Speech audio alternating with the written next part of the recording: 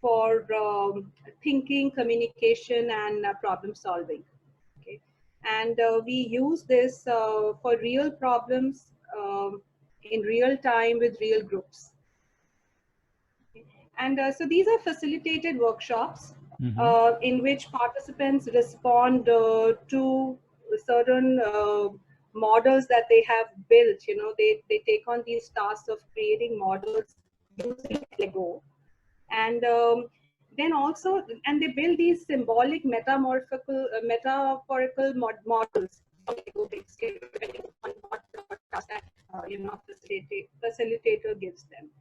So a Lego serious play, basically from a normal workshop, it has three main benefits. One is that it helps to achieve 100 participation of meetings. You know, typically a training or a meeting would have like a 20-80 participation, like a Pareto principle, if you understand, where 20% of the people stand out and they share and they're very active and participative, and 80% are slightly more relaxed and little resigned, so to say.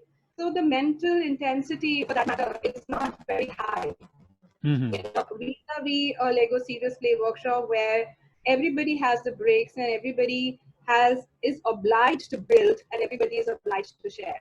So that's Okay. the first thing that we have an edge over Lego Serious Play workshops. And of course, then we another benefit of Lego Serious Play is that we are able to unlock the potential or the knowledge, full potential of the person, and of Mm-hmm. course break into certain habitual thinking patterns. So it's basically you can say it's a framework which has certain principles, it has certain techniques we use, and then when we put content in it, it just becomes an application, right? So it's like a medium through bricks that we conduct these. Yeah. Okay, okay. So, just trying to understand how it works. Well, basically, when we are saying using Lego bricks and we are creating models, so during the workshop, these participants are asked to create any models using the Lego bricks?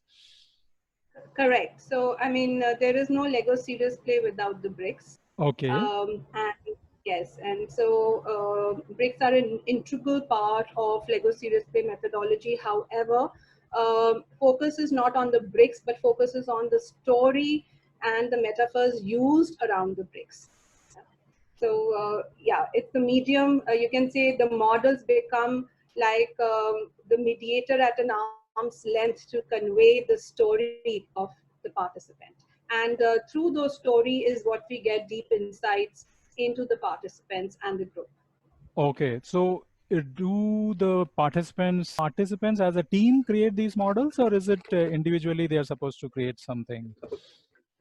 Right. So LSP, I mean, Lego Serious Play or short form LSP that I'll be using through our conversation is basically can be applied in a one-on-one setting and one-to-many setting also. Okay. So when there are group programs, of course, there could be a group of minimum 5 to 8 to 20 to big conferences, of course. And so everybody builds individual models, and Okay. then they also build landscapes and shared models, as part of the workshop.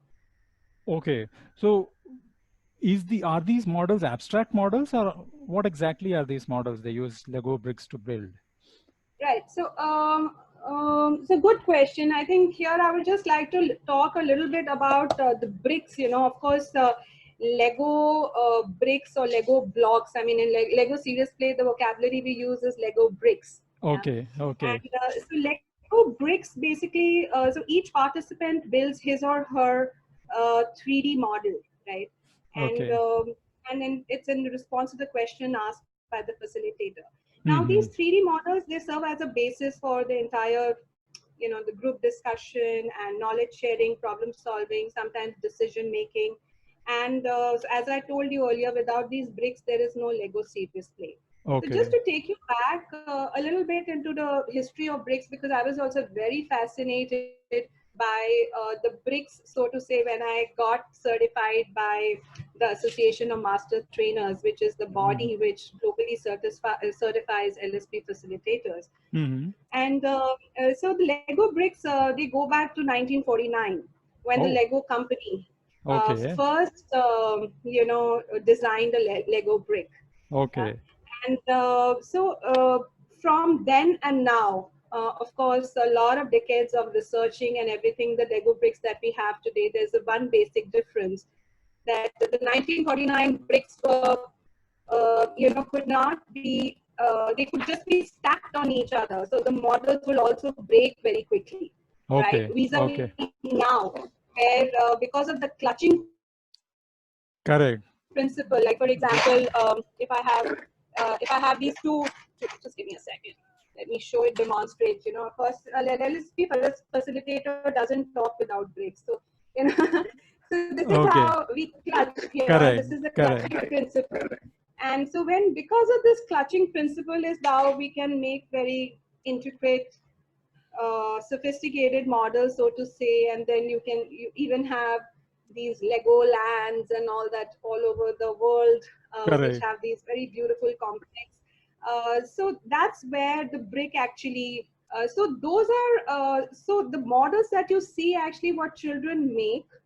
They would pick up these boxes from the toy shop and they would get an instruction manual and they would create a bike or a ship or a robo or something. So those models are actually in the tangible world, Hmm. so to say, right? And a motorbike would look like a motorbike.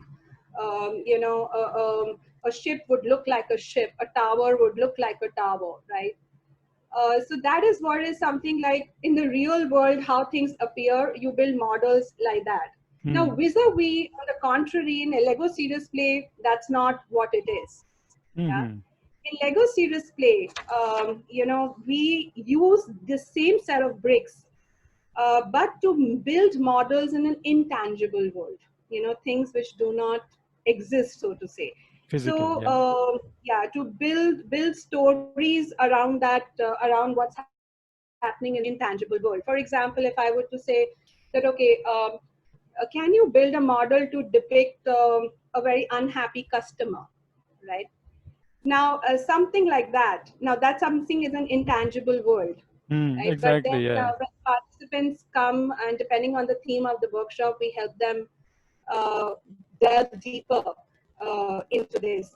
And so they build their concrete 3D models about things which are not physically concrete. Exactly. That's what I was trying to And understand. It. right, and that's how the Lego brick basically gets used as a metaphor in Lego Hmm. Serious Play, rather than a metonym in something what we call in the tangible world. Yeah. Correct. So Correct. it's like Correct. a difference between a metonym and a metaphor.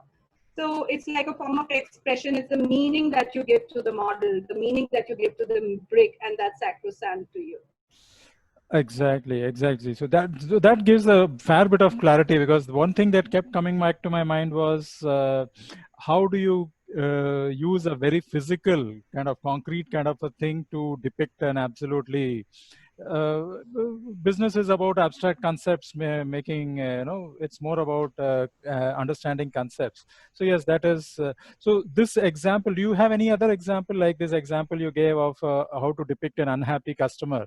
So Yeah. generally, how would people depict that? Yeah, of course. So okay, let me just, I did a bit of, so can you see this? Can you see Yeah, this? correct, correct. Okay, So so it's a this is in my world, this is an unhappy customer. So I try to explain this. I'm happy now. The figure that you see here, the human figure, right. is my customer. And a lot of red that I have played in the background depicts his anger or unhappiness. And also he's so angry that I've not put a human face on this. Rather, I put another angry sort of the Color. light bulb, red color here. And Okay. then, of course, he's somebody who has a lot of expectations. So you see these spikes here, and so he has a lot of expectations from the organization, and this expectation, so to say, are going out of the window. And then you see this small ladder here, which are Correct. built a little on a pedestal, which tries to indicate that, he tries to jump the ladder and escalate issues very fast. So to my mind, these were characteristics of an unhappy customer. And having said that, if 15 people would build an unhappy customer in a room, then 15 different models would emerge, Correct. because Correct. 15 different people would have different insights of an unhappy customer. Okay. So Okay. Okay. yeah, Okay. so that is one example. Of course, I could take you through a series of workshops that we have done stepwise. Let's go a little more deeper into it. How how do you set it up, and Yeah, sure. So, typically there are three stages to the workshop. One is the pre-workshop phase, when we are understanding the needs of the client. correct. And understanding of needs really runs into, I would say, a number of conversations and sometimes multiple meetups, just to understand what are the big whys of the company, what are big questions they want to address to the Lego Serious Play workshop, what are their current challenges, any common issues that are running within the company that they want to address, Okay. what kind of participant mix are they talking about. So this all takes about series of calls, meetings, and just to first kind of capture the needs. Sometimes we even have to sit with one or two leadership team members, to engage them in conversations and encourage them to build 3D models of their own challenges. And that's how we capture the need of the client, and then we go back to go on the drawing board to really design how this workshop is going to look like. Okay. Then of course going back to the client, revalidating it, and then revisiting the drawing board and so on. So that is like, it takes about few weeks to design a Lego Serious Play workshop, Okay. and a typical workshop, minimum say half a day workshop to a 1 day or 2 day. I mean, that's a kind of work involved in designing a workshop. Now, Okay. on the day of the workshop, when we are actually conducting it, so it's first is of course the setup, depending on the number of participants, how we are going to set them up. Are they going to be in groups or clusters, or are they going to be like in a U shape and sitting all of them on one table? How are the bricks going to be laid? Because imagine when you enter a workshop, a Lego Serious Play workshop, you will see thousands of Lego bricks laid out on separate tables around the room. So that's a very fascinating experience, and Right. Right. that's so after that is when the real workshops begin. The first 1 hour of the workshop typically goes in warming up the participants, something which we called in our terms called skill building, where we really get them used to using the bricks, and also talking to their models and sharing stories based Oh, on their models. And so typically, we'll give them a set of bricks. Everybody gets a certain number of bricks, same kind of bricks. We sometimes, the first exercise could be ask them to build a tower. So if there are 15 people, everybody builds a tower. Everybody's tower is different. Then we ask them to, okay, share something about the tower. Then we go on to our next element of metaphors, how they will start using metaphors, which will be a critical part of the entire training program.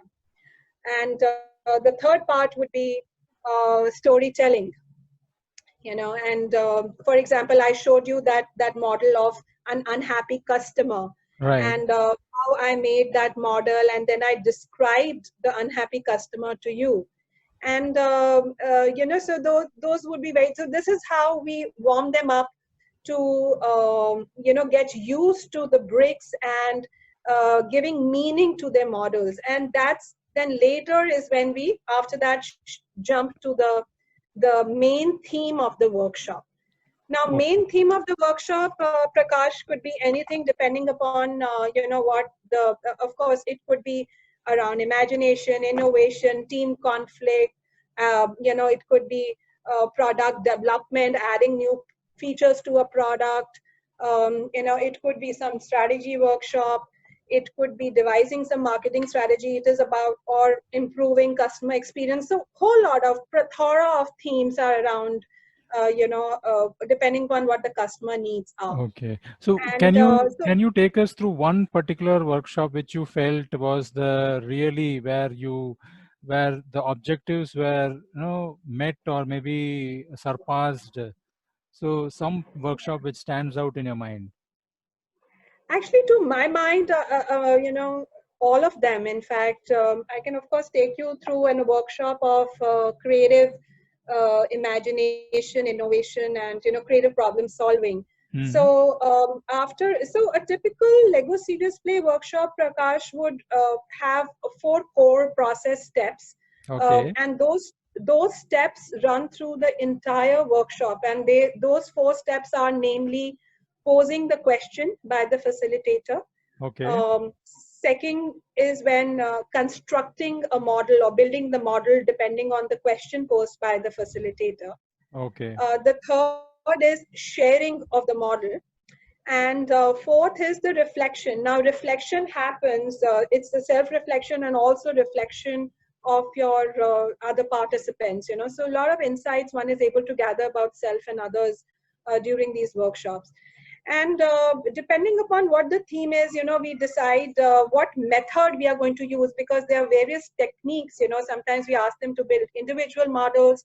Sometimes we'll ask them to group the individual models and create like a shared story of their model, or we may ask them to get all the models on the table and ask them to share, okay, the landscape of that model. We may even ask them to build connections of the model. So depending on what the workshop theme is, we identify the method or a combination of methods. So to just get back to your question, like supposing it's a workshop on problem solving, creative imagination. So after warming up or skill building, we could ask the participants, okay, develop a model, depict through a model, what are the challenges that you are currently facing in driving creative mindset, in your workplace or in your work area. And we typically give 7 to 8 minutes, depending on the number of participants, how comfortable they are. And after everyone is built, then everyone shares, So that's where this 100, I told you, the 100 participation comes in. When I told you in the beginning, that's the biggest benefit of a Lego Serious Play workshop, where everyone builds and everyone shares. Okay. Once we know what individuals have shared, then, the next thing we could tell them is, okay, get all your models and build a shared model of what are the challenges of coming in your way of this creative mindset. Then a lot of negotiation starts happening amongst participants. Okay, what is it that I want to let go? What is it that is very close to me? So core kind of problems start getting emerged, through a shared understanding of the model. And once that is done, then we move to the solution side. Okay, now these are your 3 big problem areas that have come, which are coming in your way of driving a creative mindset or creative innovative mindset. Depict through individual models how one could resolve or provide a solution to these problems. And then they start building multiple models on which depict solutions to that problem area.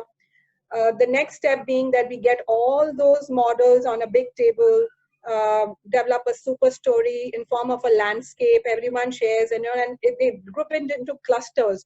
That, okay, now these are the similar kind of problems, they go together. These are different problems, they are a little far, they are different. So, something like this. So I don't know if you're able to visualize, because the best way to experience Lego Serious Play is through a demonstration or being part of a workshop.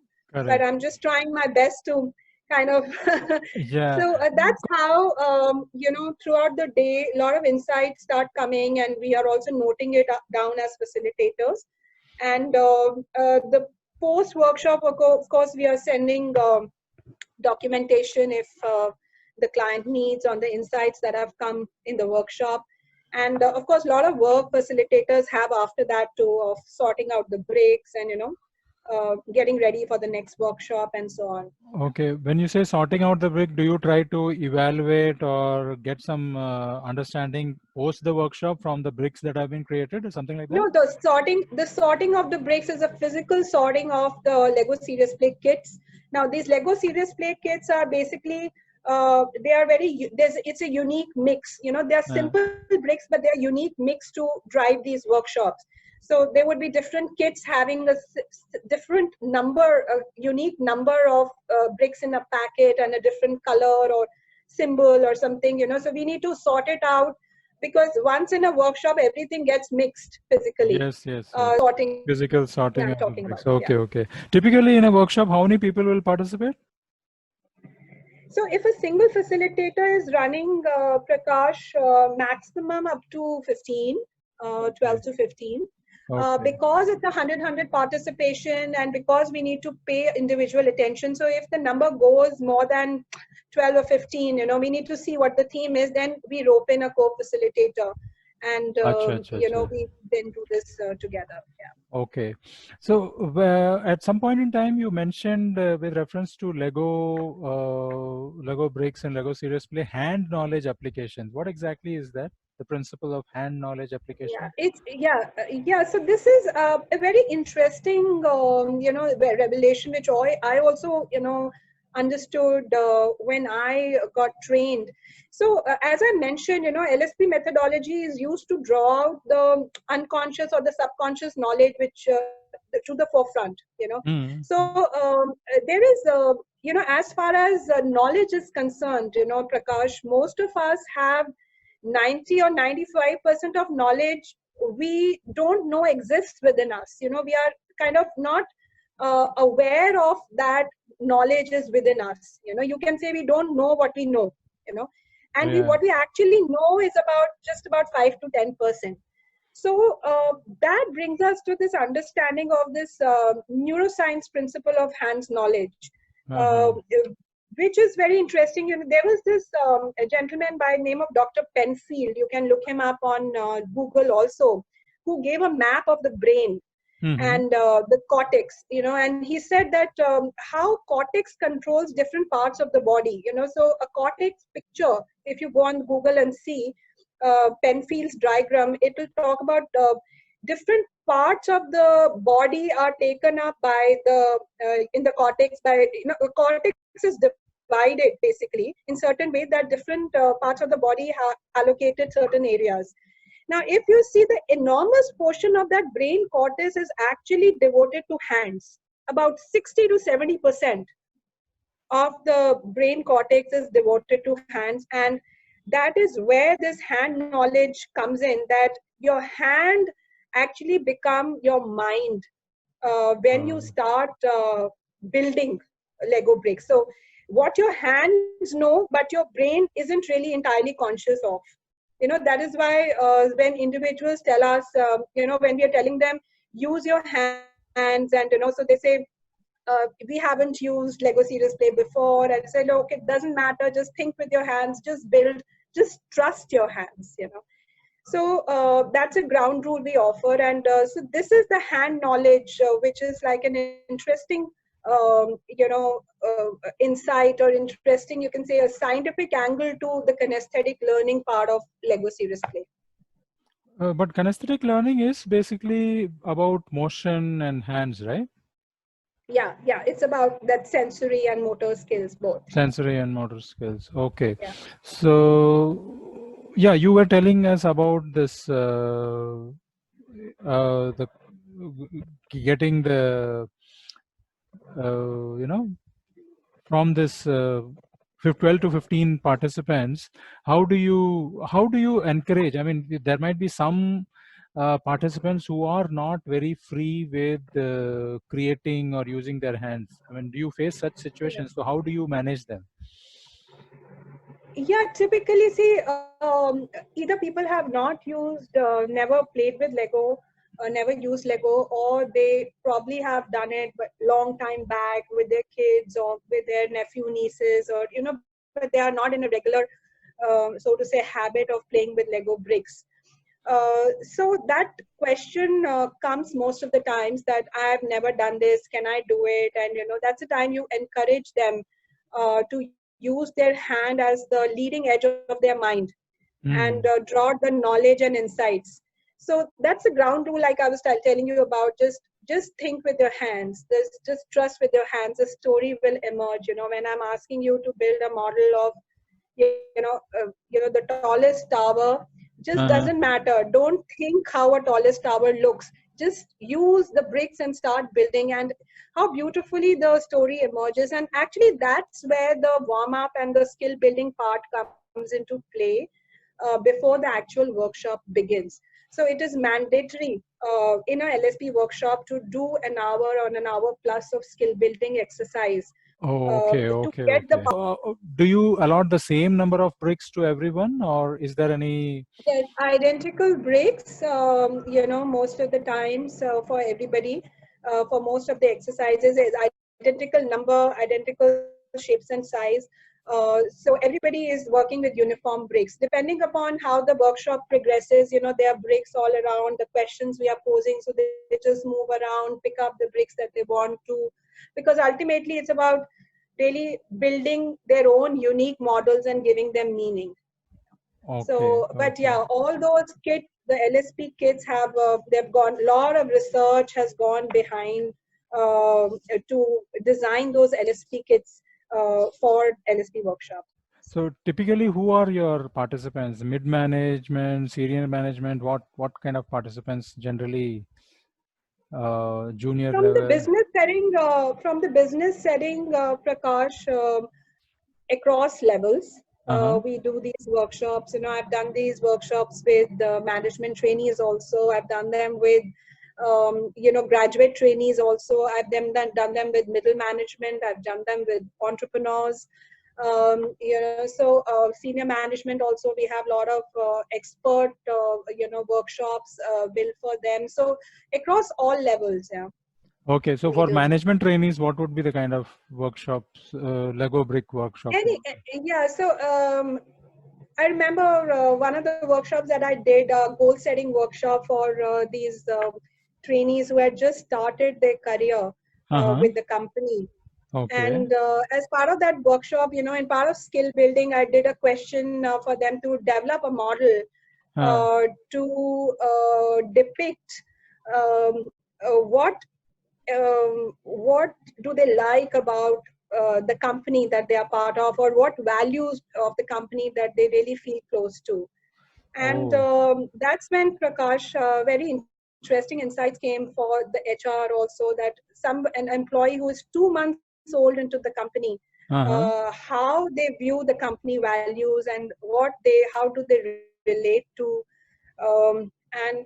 Of course, that was just part of a warm up, but that also gave us very deep insights. And later, this workshop was on goal setting. So we set importance of goal setting, of, how they see Okay. themselves, Okay. now, 2 years from now. And of course, how they would look at their career in that particular company. And Hmm. that was a typical workshop we had done for them. So typically your workshop lasts for 1 day, right? Or maybe more than that. So a minimum 4 hour to 5 hour to a 1 day workshop, and Okay. some workshops even run up to a couple of days, depending on the theme of the workshop. For example, if you're doing a product development or adding product features to a workshop, we'll take them typically out of their company to an offsite, Hmm.